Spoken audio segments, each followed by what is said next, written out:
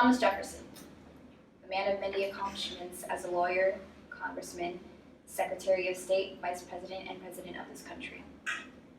Among these many titles he is known for, his greatest title of being one of our founding fathers and co-author in the Planted Seeds of Independence, the most famous document signed in American history, the Declaration of Independence. As these seeds began to sprout, Thomas Jefferson sat every day in the Oval Office, continuing his efforts of achieving more land for the colonies as his way to give back to his soldiers who fought their hardest in the American Revolution. This revolution brought new land for the colonies called the Northwest Territory, giving Jefferson a quest. This quest was to achieve manifest destiny, the act of attaining control over all of the land around him. And now the Secretary of State will continue this.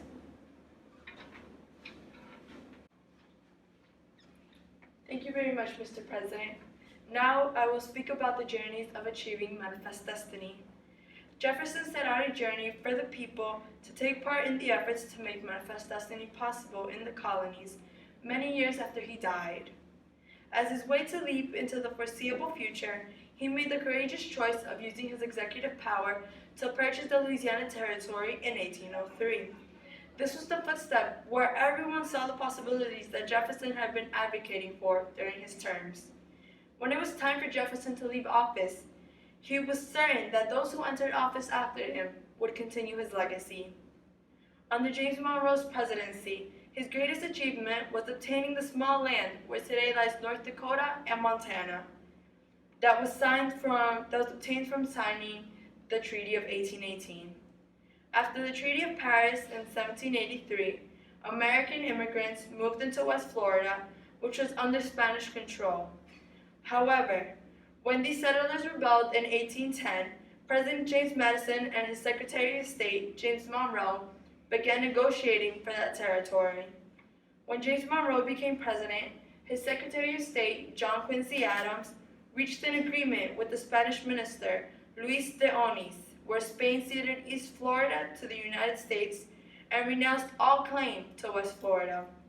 This is what we know today as the Adams-Onis Treaty of 1819, where the United States gained control of the current state of Florida. President James K. Polk oversaw the most extensive territorial expansion of the United States. He was able to gain control of areas that would become the states of Texas, California, Arizona, New Mexico, Nevada, Utah, Washington, Oregon, Oklahoma, Colorado, Kansas, Montana, and Wyoming.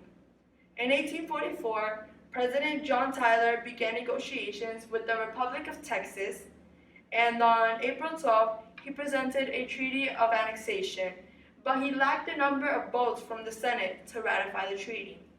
However, he attempted again, but through a joint resolution of both houses.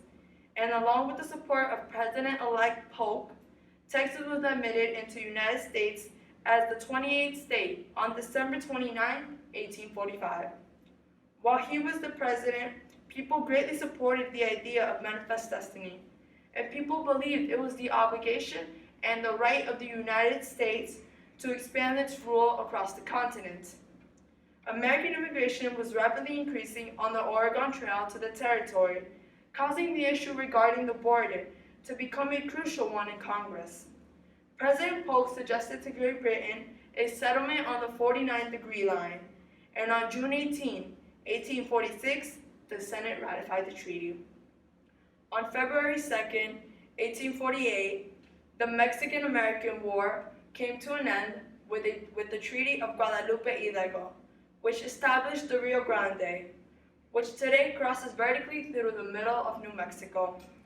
And Mexico agreed to sell California and all of its territory north of the Rio Grande to the United States for $15 million. The Mexican cession included land where today lies Nevada, Utah, portions of Arizona, New Mexico, Colorado, and Wyoming. Plans were created to develop a transcontinental railroad to the Pacific coast and one to run along the 32nd parallel from Texas to California. Franklin Pierce became the 14th President of the United States on March 4, 1853. And under his presidency, Many people valued the piece of land where today lies the southern border of New Mexico and Arizona. It was the perfect site to build a southern transcontinental railroad. On December 30th, 1853, James Gadsden and General Antonio Lopez de Santa Anna, the President of Mexico, signed the Gadsden Purchase, and it gave the United States claim to about 29,600 square miles for $10 million.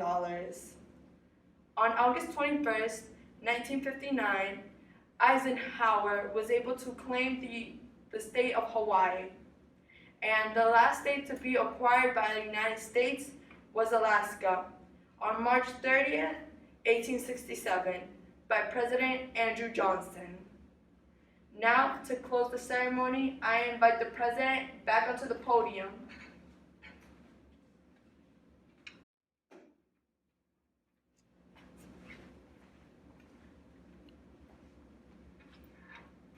Jefferson was a man of many accomplishments, but his largest accomplishment was the creation of this country. Every piece you see on this monument comes together to be the United States of America that we all know today. We dedicate this monument to our founding father, Thomas Jefferson, for making this country possible.